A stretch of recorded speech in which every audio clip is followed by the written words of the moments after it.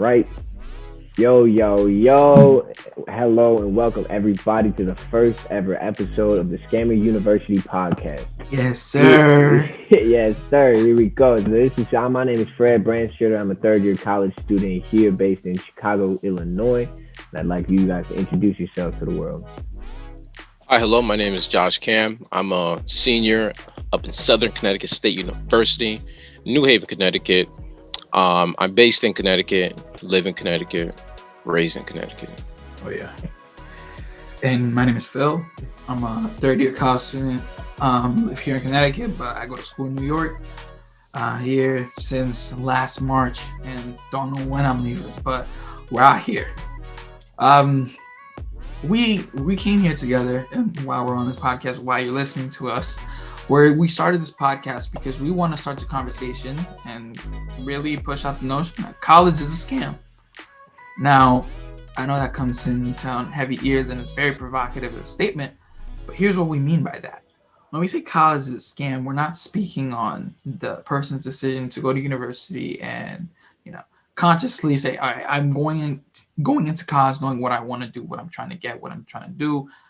We're speaking about the sort of injustice that colleges and the higher education system has been putting on us as students and the load that we're sort of bearing unnecessarily.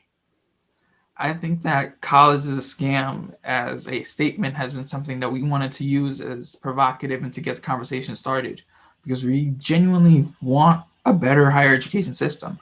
For us, we're already stuck in this. We've already taken our loans out at 18, filled that FAFSA 3-4 times, and we're already in it. So there's no backing out at this point.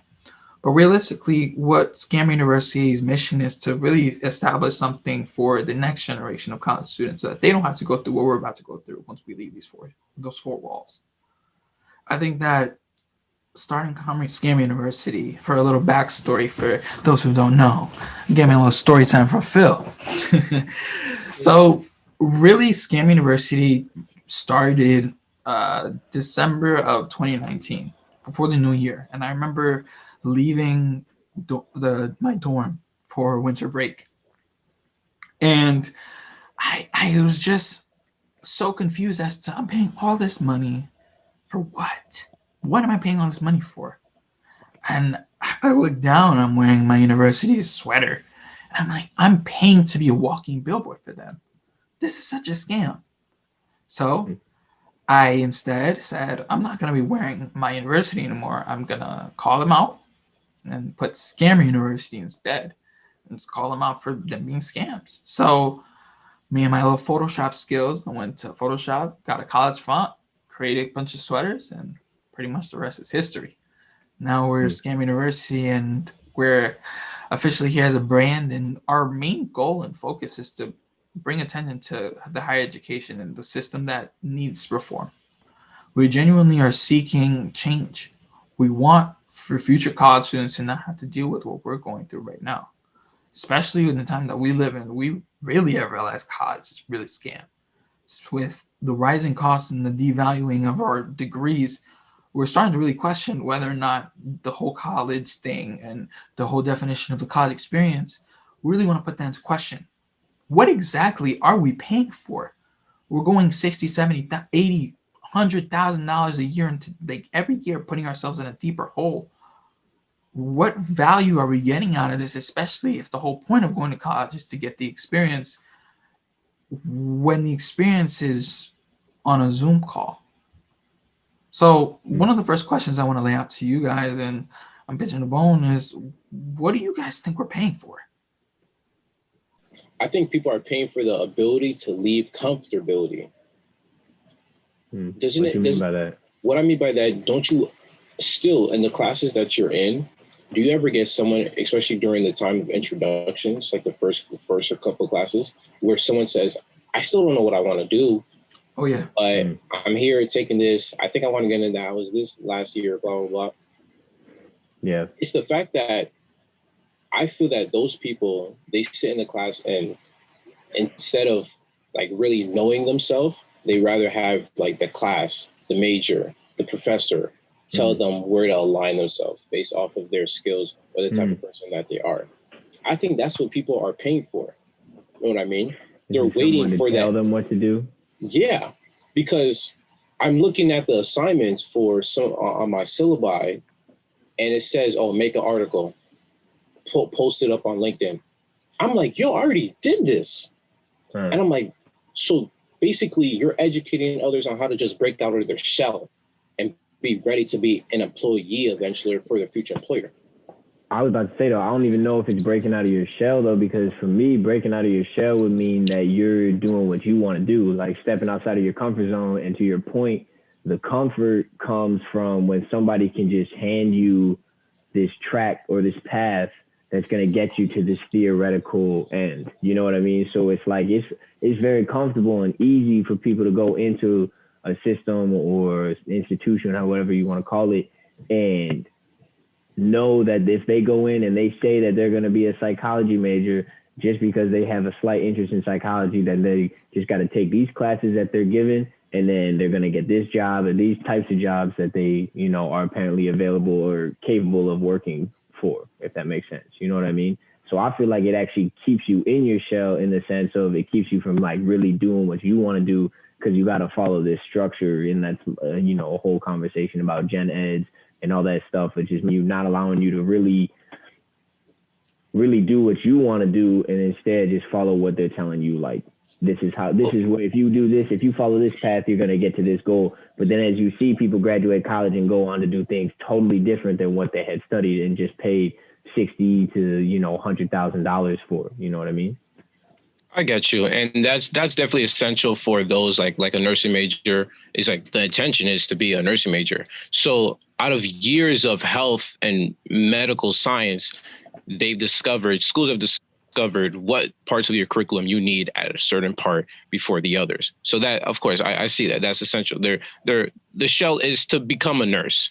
So why incorporate something in the class where you're something other than a nurse? I definitely see what you're trying to get at. I think where my point was getting at was more of those liberal arts sort of arts and science sort of majors where there's more concept and critical thinking applied. They're basically those that can spur out a creative person.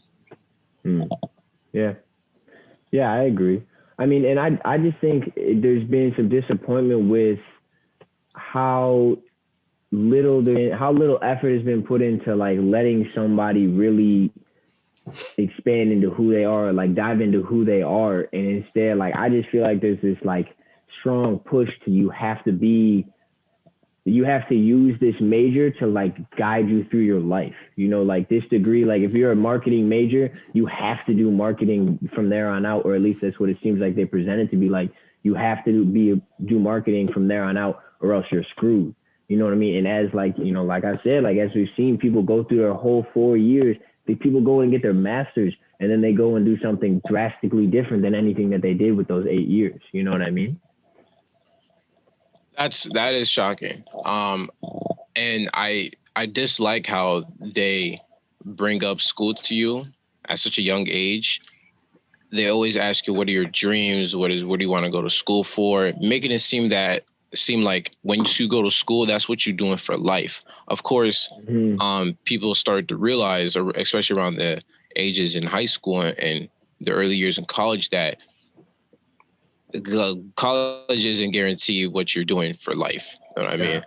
Yeah, I've encountered principals and faculty and staff who the next day I see them Ubering, or the next day I see them, they're selling property, real estate. So of course, people are getting into different avenues for income.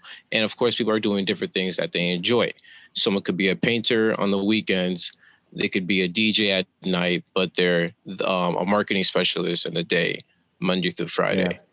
So those are the things that school always forgets to mention. You know, they always forget to mention the different streams of income that could come with different hobbies, different lines of passion and whatnot. Instead, they just say, what do you want to do when you grow up? What do you want to be in the next 5 years? Is it, how are you going to get there? Tell me the trajectory right now. Well, to tell me what is the SMART goals acronym? Yeah, exactly. As an 18-year-old. Like, It's like, bro, I don't even know what I'm gonna eat in the next 6 months. You telling me like, but that's what I always disliked. I don't know how you guys feel about that. Yeah, I mean, literally, when you're in school, it's almost as if you're being guided into, okay, you need to hit this path directly. Like, it's no ifs, ands, or buts. You don't do it, you're not gonna be successful. And I think that's far from the truth. I think that everyone has the ability to be successful, and it's a matter of their determination. Not your degree doesn't define you. You going to a specific university, you're taking these courses, doing that doesn't define who you are. It's a matter of who you are as an individual, knowing yourself and knowing what you want to do, what you want to get out of it. I think that with what we were trying to promote here at Scammer University is we're trying to uplift and empower students so that they know it's like, this is your dream. Whatever you want to do, you can go and achieve it. But no one's going to hand you anything. There's no school that's just going to hand you the keys to success. It's a matter of your own personal determination. You go get it. I think that one thing that I've noticed, especially as a business student, a lot of the classes that I've taken are about how do you become a great and efficient employee? How do you work for somebody? How do you get along with people? Understanding sort of workplace dynamics and getting used to being in the 9-to-5 grind. They give you Maslow's theory, the hierarchy needs. You get that in every general business class. But it's almost as if we're being indoctrinated to be pushed into this bubble. And we have to, we're hamster ball, just keep rolling. We have to keep rolling, got to keep rolling, you know? Why are we not promoting the idea that if you want something out of life, go and get it, right? But we seem to be pushed into this. All right, you come into school for this. All right, this is what you got to do. Just like Josh said, it's almost as if you're putting this one track and tunnel vision. It's like, this is exactly what you need to get done. And most people are okay with that. And listen, it's 100% fine. I'm not here to promote saying, oh, you need to break out the 9-to-5 lifestyle, do that. No. But that 9-to-5 lifestyle does not need to be the only thing that you do in life. You don't need to mentally constrain yourself from, this is what I went to school for. I paid this much money, so I got to get the most out of it to do this. No. Society puts us in this position based off how we've grown, how we were raised, where we come from, whether or not we come from money. And those are all the disadvantages and the bigger issues that need to be addressed. But for the most part, I think that college in itself, we need to start promoting that students can empower themselves. And if there's something that they want to achieve, they can do it. Yeah, bro. No, I agree with that. I think that's one thing too that I've noticed missing in a lot of conversation with my, fellow students, my fellow college students and everything is like, it seems to be this, I don't want to use the word fear because that sounds dramatic, but like anxiety. It seems to be this like anxiety behind, or like, I don't even know if it's that, but it's just like, it seems like there's this hesitation. That's what it is. I feel like there's a hesitation for students to ask about the transparency or ask about like what they're really paying for, and ask the university more questions. You have, in my opinion, as a student, like you're the client in this is all a business at the end of the day. So it's like, if you're going to go in and you're going to be giving these people your money and they need you because they run off of your money, you have every right to ask them, in my opinion, you have every right to ask them, like, where is this money going? Like, where is this shit, $10,000, $5,000, where is all this going when I'm just getting this bill that says it's a fee, an administration fee or something like that. And then I go on to have like poor administration work. So it's like, okay, it's covering administration fees. I need to now know what's happening within that administration fee or what that really means. Like, take for example, Fred, exactly what you're saying. Students at Columbia, they're said they're not paying. They're not. They realized that this semester was a dud. It was a dud. Like, what are they paying for? They're paying $80,000 a year, and what? They're supposed to pay full price. If anything, the cost of college has gone up. And I've already got my cost of attendance for next year. It's gone up even more. That's crazy. And when in reality, you go into a 4-year university paying all this much, doing the same exact thing that somebody at a community college is doing. with no knock on the community college, but just conceptually, it's like there's supposed to be a distinguishing factor between a four-year university and something like a community college. And within that too, specifically, the more higher end, quote unquote, higher end and quote unquote sophisticated universities are now the exact same things as these lower value, like lower end universities. Facts. Tell me the difference right now between a community college student, a student that goes to a medium-sized, regular, ordinary college, and a Harvard student right now. Tell me the difference. Because the whole conversation typically comes down to, the professors and the faculty members and things like that, which is valid. However, a lot of these faculty members don't know how to work the technology. So it's like they're not being able to fully utilize their teaching ability when they're having all these tech problems and they don't know how to troubleshoot and all this stuff. And it's not really to come at them, but it's just like, okay, now that valuable asset is gone, what are you really learning? Because it's all the same stuff at the end of the day from the same textbooks and things like that. And they tell us it's not even really about what you're learning in school. It's about how you can apply the learning process once you're out of school into the work that you're doing. You know what I mean? Think about it. Think about this. If I was an Ivy League student and I'm paying $80,000 a year, right? But the reason why I pay is because I know I'll have a plethora of networking. I would have made a lot of friends with intelligent people and have connections to possible jobs and opportunities just because of the school that I'm in, right? I'd be upset too if I have to indulge in Zoom University through a screen when I should be. I think Columbia's in NYC, right? Right on the streets of New York, next to Wall Street, and next to these other high places where I can say I am a Columbia student. I live down the street. Oh, internship next semester? Yeah, sure. I'll gladly take that. I'll be upset too. Know what I mean? So I commend those students. Do you feel like they're not getting those same connections? I mean, I don't think we could even speak on that because we don't know. We're not within that network. But do you feel like now that things are online, there's less interaction or there's less opportunities for those connections to be made? Just going off what you said, Columbia is in New York. I go to school in New York, and we're all doing online learning from all over the world.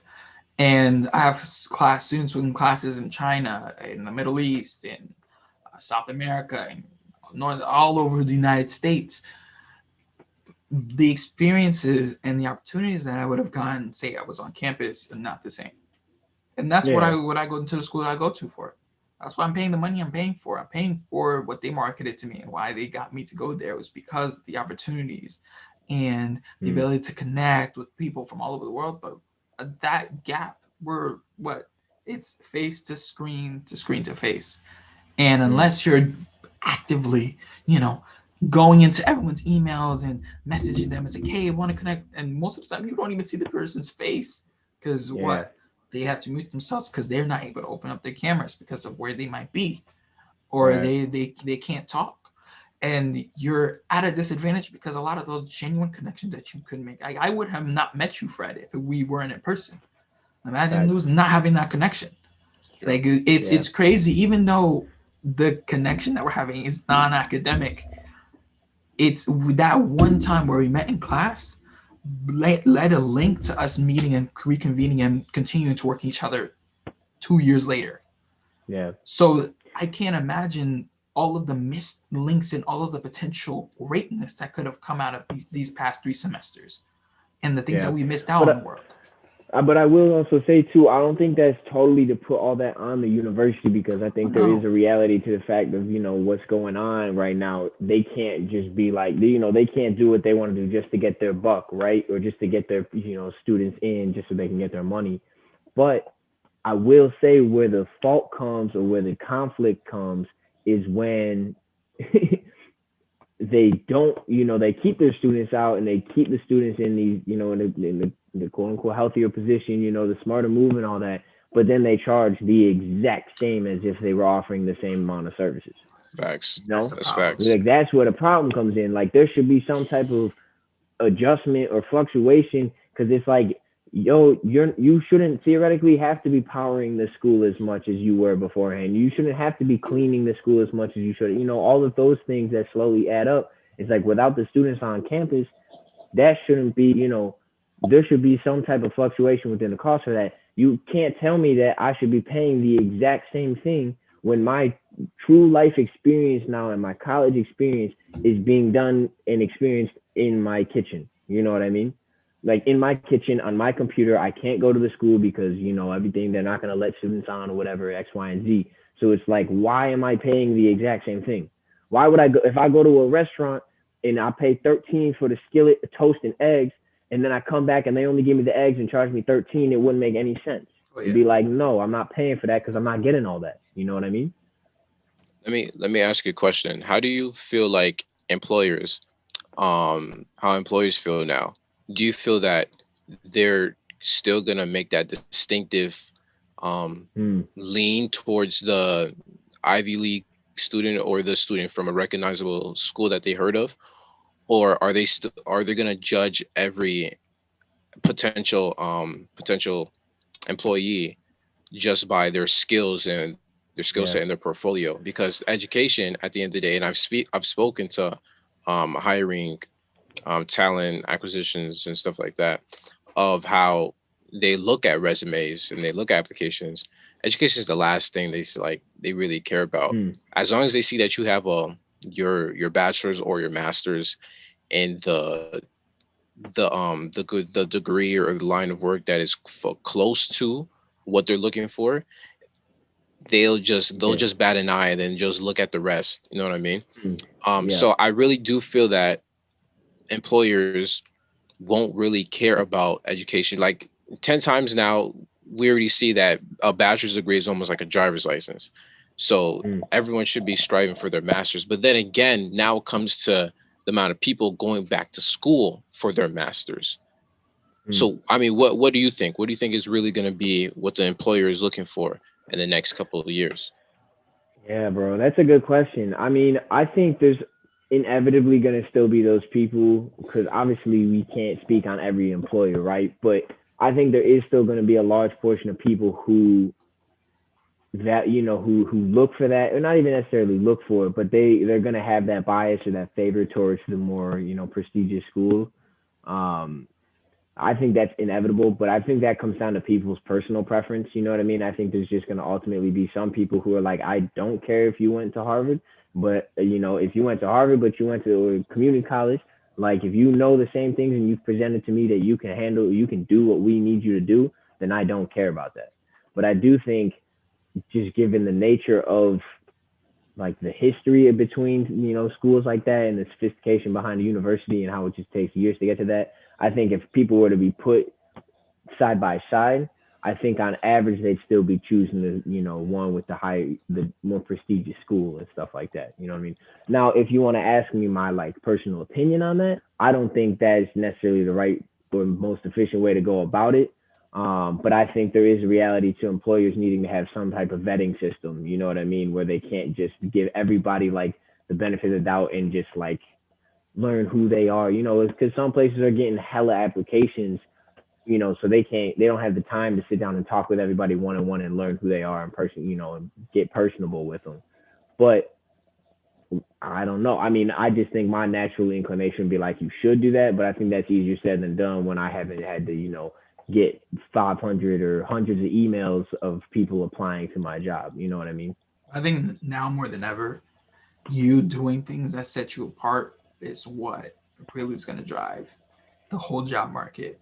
What have you done? What can you do? And where do you put yourself to be proactive? Because now at this point, we've been in lockdown for a year or so. And it's either you spent your time doing nothing, you were actively trying to get yourself better. I think that companies like Google, companies like Apple, or I believe Apple, maybe social media account like Facebook, a lot of these companies are creating modules for you to get certified. Yeah. Now those things matter more than realistically what did you do in school. Are you actively, seeking to be licensed in this? Are you doing there's so many things now that you can do outside of the four walls that set you apart, because we all got the same screen time where we're on the screen looking at the cameras, listening to the teacher go over slides for 3 hours. But what did you do outside of that? And I think that that's even more applicable in college. Like when we're in person, what did you do outside of your time in the classroom? And that's the college experience. That's what we should, that's like what, but then you go into the question, what are we paying for then? Are we paying for the four walls? Are we paying for the four walls to keep the institution up? Or are we paying for the experience, the resume builders, the food, the student center that we just built, or the new athletic facilities? Is that what we're paying for? Are we paying for the image? Or are we paying for the actual substance? Yeah, no, that's a great point, because then to me that seems like it pulls away from like the personality factor of you being like a client, like you being a client of this business. It's like I don't think we should just be coming through and funneling through these schools just to pay for a gym to stand up or for some dorms to stand up. I feel like we should be going to university and seeking out these institutions to better ourselves and to, you know, improve upon our growth and development. But if I'm, to your point, like if I'm just going to this school and I'm sitting in my room and I'm just feeding you $60,000-$70,000, like what is that really doing for me? You know what I mean? And I think you bring up a good point with the certifications. There's now proving to me more ways to prove to the world that you're capable of doing something. And that's ultimately what comes down to, like, I mean, essentially living life, but in the context of like getting a job and working, you know, being an active part of the economy.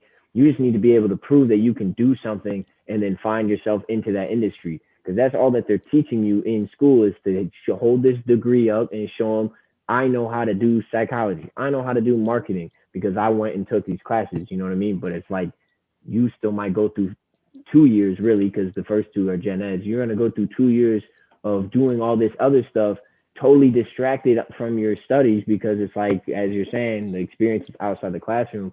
And now you're getting to this job, you're like, oh, damn, like I was supposed to be really learning that, you know what I mean? Whereas if you're going and doing a certification, you're spending more concentrated effort on this certification, and it's more direct to like what you actually need to learn for that job, you know what I mean? Because it's directly applying. I don't know if that makes sense. There's so many things that I feel like we can have a podcast episode specifically for this. You know, don't want to run out of time, but I genuinely really like the certification and the specific schools that cater to what exactly you want to do. I think those are really important, and I think that we need to pay more attention to those. But for the most part, you know, before we run out of time, want any closing remarks? Want to hear from you guys? Want to hear what you guys have to say when it comes to this podcast, what it's going to be about, and what Scammer University stands for, and what you guys want to see out of the future for this podcast.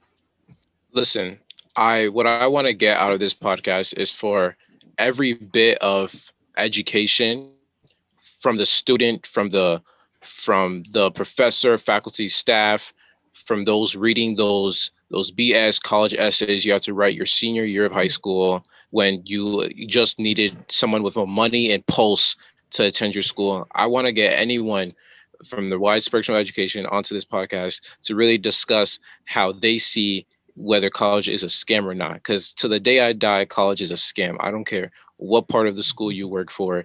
You're not working for education. It's a business at the end of the day. It's not about policy. It's a business. And you have to admit that. There are parts of the school that you dislike. There have to be. Let's talk about that. Come on to the podcast. Let's talk about that. What about you, Fred? Yo, you bring up some good points, man. I would like to hear somebody challenge my perspective, to your point, Josh, because I think where I stand on it now, I'm pretty gathered through my experiences, my own personal experiences, and the experience that I've shared and talked about with others. It's looking like a scam as of right now. This whole thing's looking like a scam, man. And it's like, I'm not here to knock it, as Phil said. Do what you want to do with your life and choose your path. But I think for all the people who are being negatively affected by this, there needs to be more conversation about it. So I want to hear more people talking about it. I want to hear more people being willing to hear both sides of the argument. And I want, you know, of course, ideally, some people to come and talk to me about it. That's what I'm looking for out of this, man. Listen, I wear my heart on my sleeve. I wear this. I'm 3, whatever, my junior right now, about to be a senior. I'm 3 years in. couple $1,000 in debt. I'm in this already, and ain't no way out. I'm gonna have to pay my dues. Unfortunately, I'm as invested as you can be when it comes to university. I'm a student leader. I'm on campus. Not right now. When I'm on campus, I'm invested. I'm here for the students. I work for the students. But it's a scam. It's no they unless like you guys have said, if you can come on the podcast and you can come to me justify paying $40, $50, $60,000 a year for university, 70, 80, 70, 80, 90, 100,000 a year.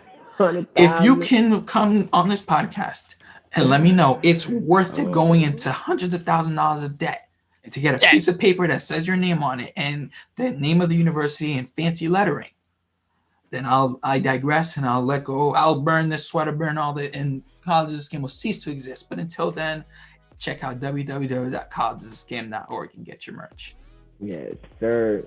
Yes, sir. That's a wrap. This is the Scam University Podcast, episode 1. We appreciate you coming out, listening to us, checking out, tuning in. You know, we very much appreciate it because we're just trying to get the conversation started. We hope you have a good day. Just want to spread peace, love, and positivity. Thank you very much. Thank you. Oh, yeah.